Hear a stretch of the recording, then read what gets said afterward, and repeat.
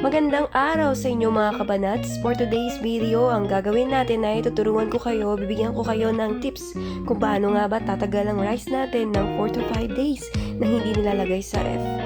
So tara, let's start!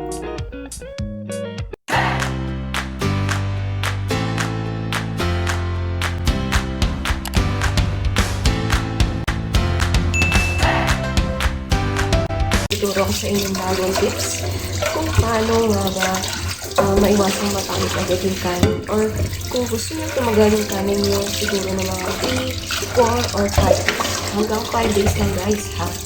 Kasi pag more than that, for sure panis na, kaamaga na yung kanin nyo. So tara, let's start!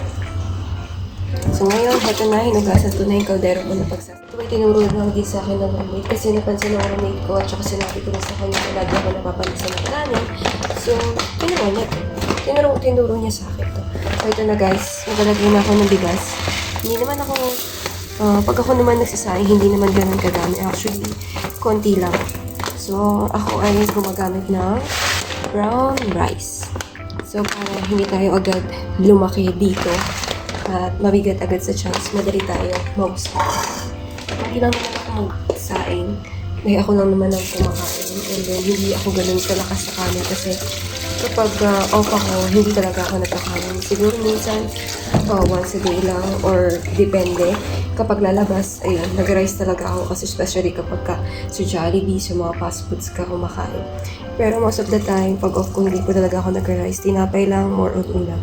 Pero pag duty ako, doon ako malakas kumain guys. Siyempre guys, ICU ba naman ako? So kailangan ko ng maraming rice. Diba? So ayan na, nahugasan na natin. So ngayon, lalagyan natin ng tubig. Next na tubig. Hindi ko masyadong hinugasan kasi nga sayang yung vitamins guys, 'di ba? Sabi nila merong vitamins tong rice, so sayang. And then brown rice, so siguro more vitamins here than the white rice, no? 'Di ba? So wait lang guys, kukuha ko ng tubig natin. So ayan na guys, after ko maghugas ng isang beses, lalagyan ko na siya ng tubig. Yung pangalawang paglalagay ng tubig, ito na talaga yung tubig na ipapangsain ko, ipapangsalang ko. So, hindi ko naman siya sinukat. So, syempre, paano ba yung gawaing Pinoy kung paano tayo magsaing or hindi? Diba, sinusukat lang natin through hands. So, hanapin lang natin ang linya. So, pag nagsasaing ako, yung tubig niya hanggang dito lang guys. Dito.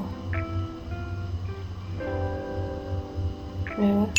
Dito sa guhit na to. Hanggang dito. So, parang ipantay-pantay lang natin siya. So, ito na guys, yung pinaka-sekreto natin. Paano yung ginagawa ko? Ano yung nilalagay ko? Isang ingredient lang naman to para maiwasan natin na mapanis agad yung ating rice.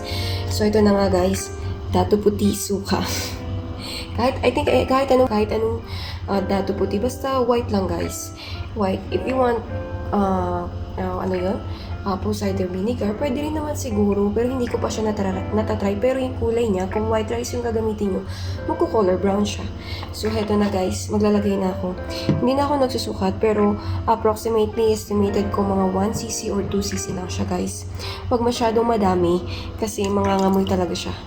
Mangangamoy siya and then maasim guys. I think hindi nyo siya magugustuhan kung sobrang dami nang ilalagay nyo. So, ayan lang guys. So, may halo-halo konti. So, sabi nila nga, pag may suka, wag daw haluin. Pero, hinahalo ko siya guys, para kumalat ng konti. So, ayan, isasalang na natin.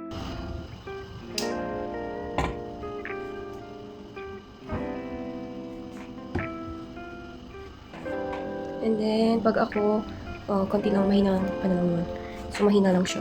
Para dahan-dahan siya maluto. So, that's it nga guys, ang tips ko na tinuro din sa akin ng roommate ko. Alam ko naman itong technique na to, alam na ng iba. So, I'm just doing video for those people na hindi nila alam. I just want to share these informations kasi kahit ako talaga before hindi ko alam to. So, lagi ako napapalis ng kanin. Hindi ako malakas kumain ng kanin, especially during my off. Once a day lang naman ako. During my off, I think once lang ako kumain ng kanin or sometimes hindi talaga ako kumakain ng kanin. Ulam lang guys. Para hindi masyado lumaki yung baby natin at hindi tayo masyado lumaki ng konti. So, Pero during my duty, especially I'm working in ICU, so I need to eat rice. 2 times before pumasok, and then also during my duty, so during break, kumakain talaga ako ng rice. Pero kapag wala talaga akong kanin kasi naubusan ako at wala nang time na magsahin, ulam na lang. So sana guys, may natutunan kayo sa aking bagong video para hindi agad mapanis yung kanin nyo. Guys, for this video, 4 to 5 days lang siya tumatagal guys. More than that, possible na siyang mangamoy, possible na siyang mapanis at amagin. So try nyo po para mapatunayan nyo, because for me, I'm doing this for a long time. I'm doing this talaga, proven siya at effective po siya para sa akin. Hindi ko naman po ito i-share sa inyo kung hindi talaga effective sa akin. So, thank you for watching. I hope nagustuhan niyo itong video na to. Please like, share, and subscribe. Thank you so much!